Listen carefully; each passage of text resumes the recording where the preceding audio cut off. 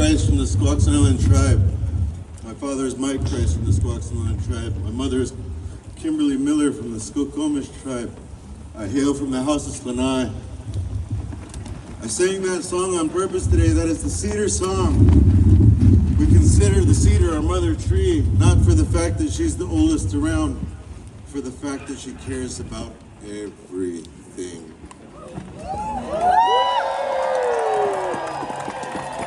She gives herself away. If you ever notice a cedar tree that's missing branches, it's all dead, but there's one live branch there. It's because all the ones around her were dying, and she gives her water to them. She feeds the ones that need them. She only keeps what she needs to survive. That's why she's Mother Cedar. That's why she's Mother Cedar. That's why she's Mother Cedar. I hear a lot of pain, a lot of aggravation, a lot of anger. I used to be there. It kind of dwells me to say that, the only way to fix this is by loving and hugging our uncles and our cousins that believe in that way, and showing them that we are so much stronger when we love one another. Look at this. Look at what you've done. Look at what you've pulled off. This is a beautiful thing. This is what it is to be human. This is being human. We have a saying. You don't feed greed, lust, hate, anger, envy. You feed hope, pride, stability, love. That's what you feed with.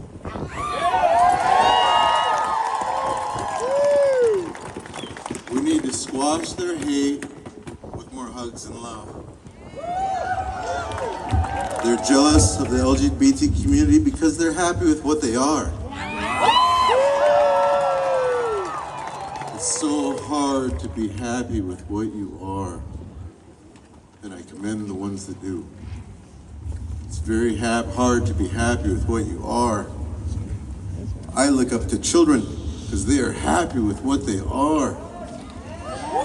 They are my idols, they are my role models. But don't forget where we're coming from. We come from the earth, we come from the wind, we come from the trees. These rains bless us. Don't feed that hate. You can't feed that hate. It's just gonna be a fire and it's gonna burn. Love is water. Love is what puts it out. Woo! Awesome.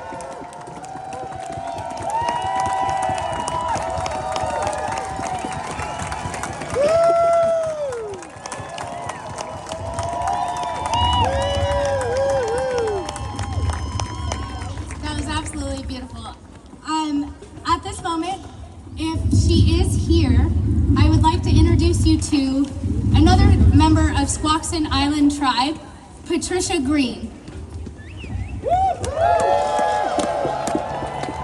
If she's not here, it might be moved towards the end. We're having a miscommunication because my phone died. So, if not, I would like to, I may just give her a few more in the back. All right, we're gonna give Patricia Green just a few more seconds.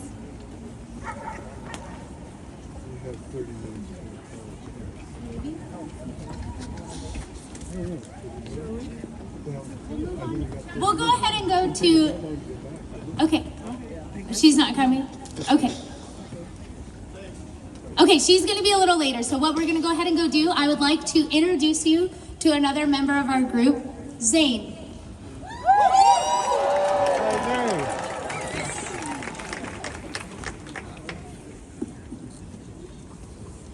Hi everyone. My name is Zane Gustafson.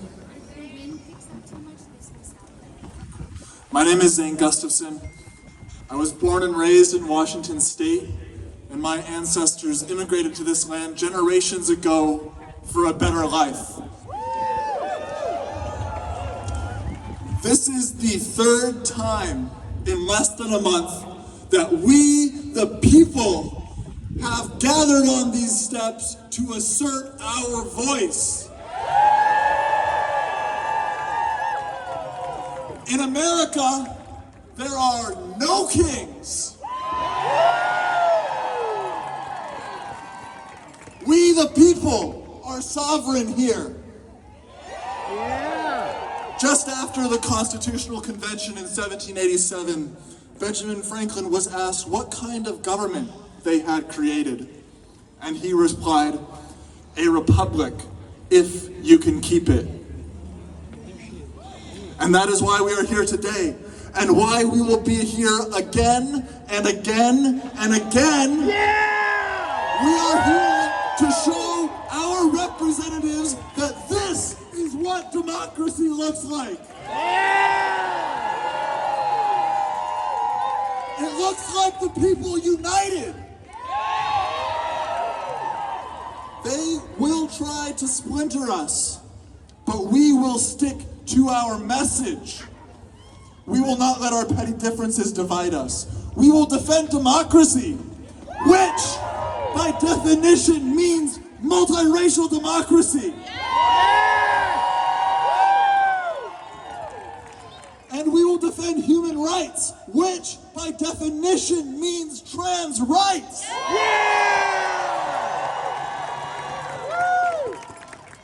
Let us be clear about why we are here. We are in the middle of a literal constitutional crisis. The founders devised a system of checks and balances that is being utterly destroyed by Donald Trump and his administration. In broad daylight, he and Elon Musk are looting our government to line their own pockets. They are de facto rewriting our Constitution. And where are our leaders?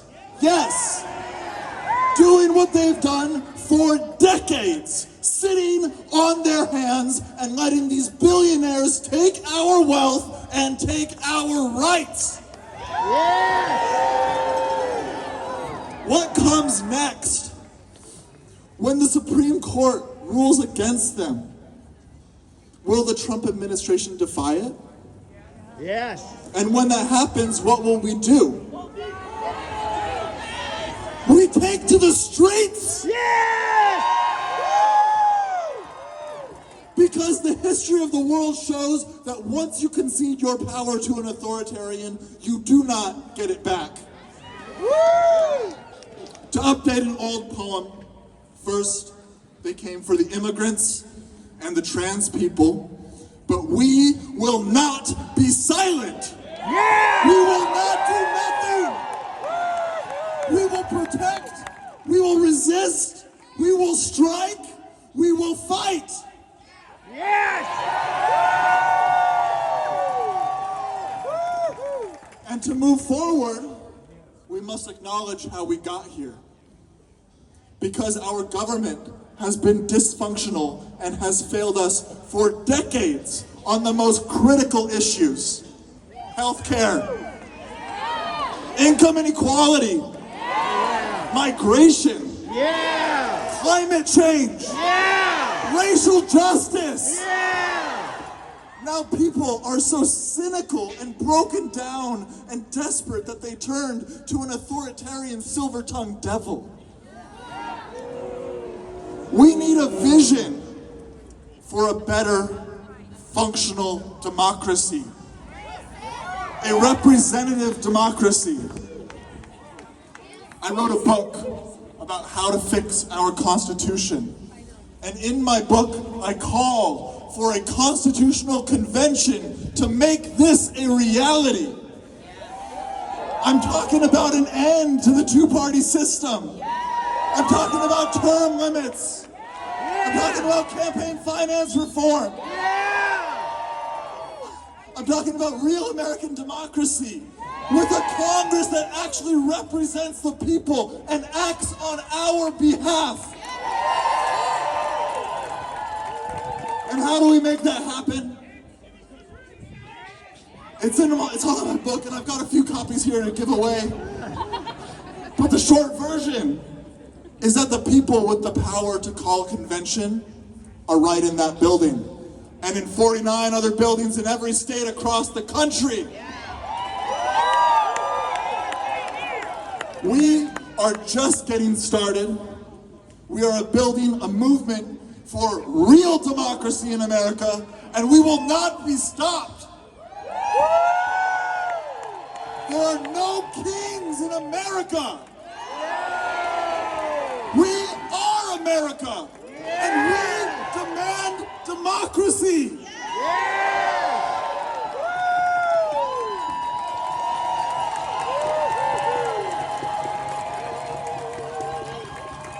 Thank you, Zaid. I would like to introduce Nakia and Tanya from the Washington Coalition for Police Accountability. Good evening, good evening. We're just quite happy to be here. We're here because our loved ones are gone. But we're here to be the voice for them. They lost their life unnecessarily, but I always say, let's say their names! Let's say their names! So what's their name? Charlene Lyles was my cousin. She was killed, but she's alive today in this fight with you guys.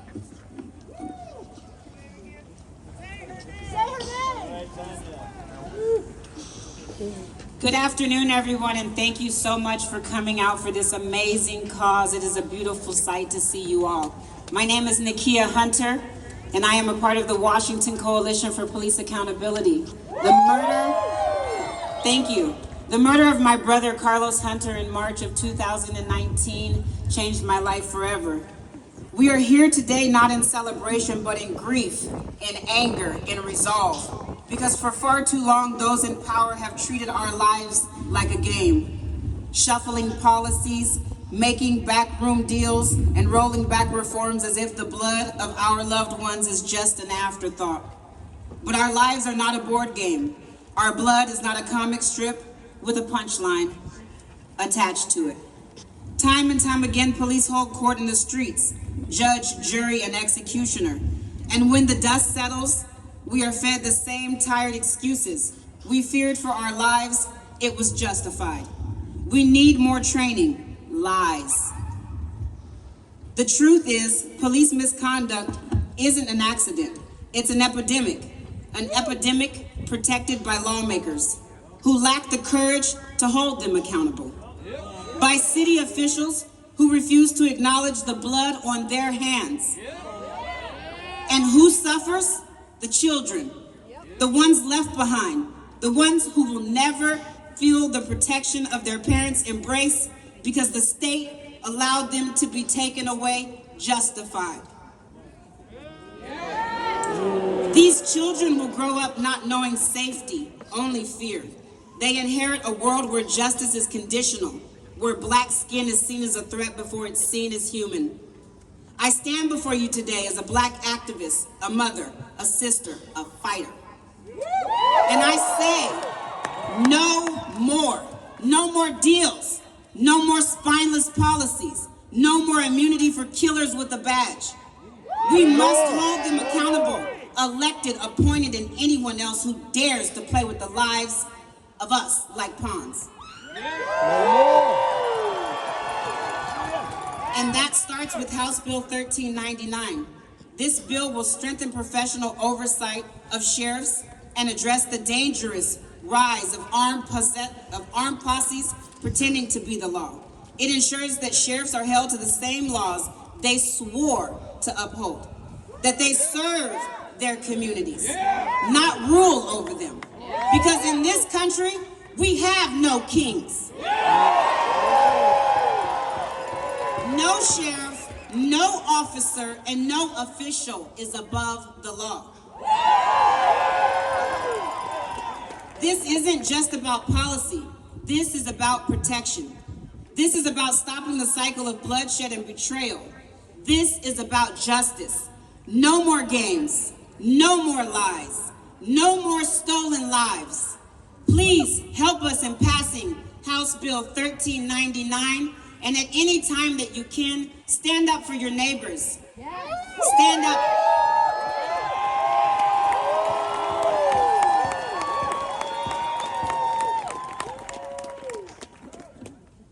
Thank you.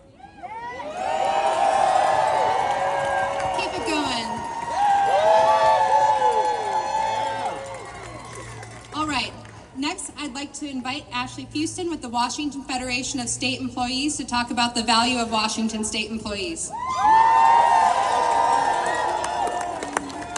Hi everyone. Jay just told you I'm Ashley Fuston from the Washington Federation of State Employees. We represent over 55,000 state employees across the state.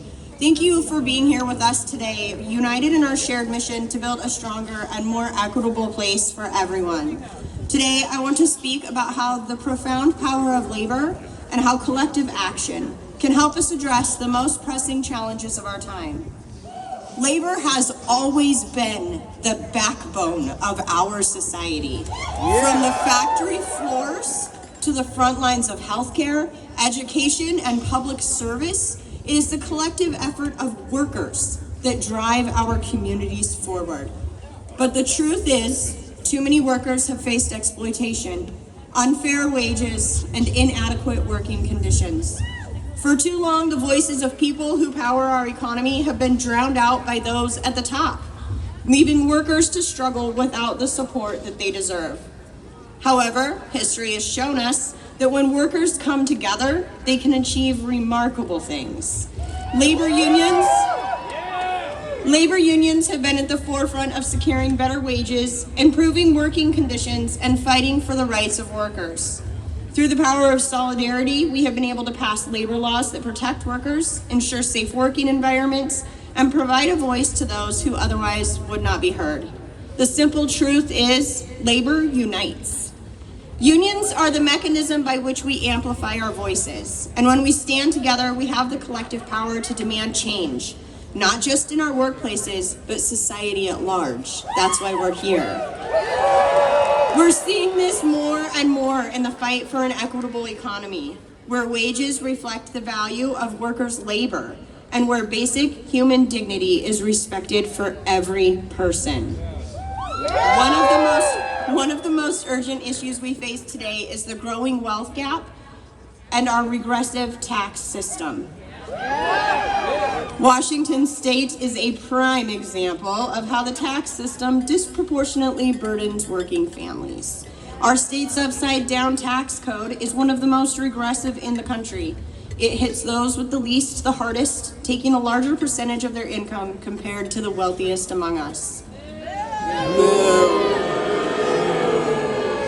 At the same time, the wealthiest individuals in our state continue to see their fortunes grow, benefiting from tax loopholes and policies that favor the rich. As a result, we see furloughs, cuts to vital public services, and increasing inequality. The working class is left holding the bag again, while the wealthy continue to thrive without contributing their fair share. But collective action offers us a powerful tool to challenge this system. By organizing and advocating for progressive tax policies like a wealth tax, we can push for the necessary legislative changes that will make our tax system fairer for everyone. A wealth tax would ensure that the richest among us pay their fair share, contributing to the resources needed to fund essential services and protect jobs. They drive on our roads too, folks. We can also fight to prevent furloughs and budget cuts that disproportionately affect the workers already struggling. When workers stand together, they can demand their voices be heard in the halls of government, demanding legislation that ensures public services remain funded, that healthcare workers receive the pay and support they deserve, and that no worker is left behind when times get tough. Collective action doesn't stop in the workplace. It extends to the ballot box, to the legislature, and into the very fabric of our democracy. When workers are united in their cause, they can shift the political conversation, ensuring the policies and decisions reflect the needs of the many, not just the few billionaires. So what can we do to move forward? We need to continue organizing, strengthening our collective voice, and advocating for policies that create fairness in the workforce. And we can eat the rich. I like that one too. We need to push for a wealth tax that ensures the rich contribute their fair share to our economy. We need to demand that every working person is treated with dignity and respect. Let's be clear, this is not just fighting about workers' rights. It's about fighting for a future where fairness, equality, and justice prevail for all. It's about ensuring that everyone, regardless of their background or their income, has the opportunity to thrive. Together, united as labor, united as the working class, united as humans, we can achieve that future. So let's stand together, fight for the changes that we deserve, and ensure that no one is left behind. Thank you.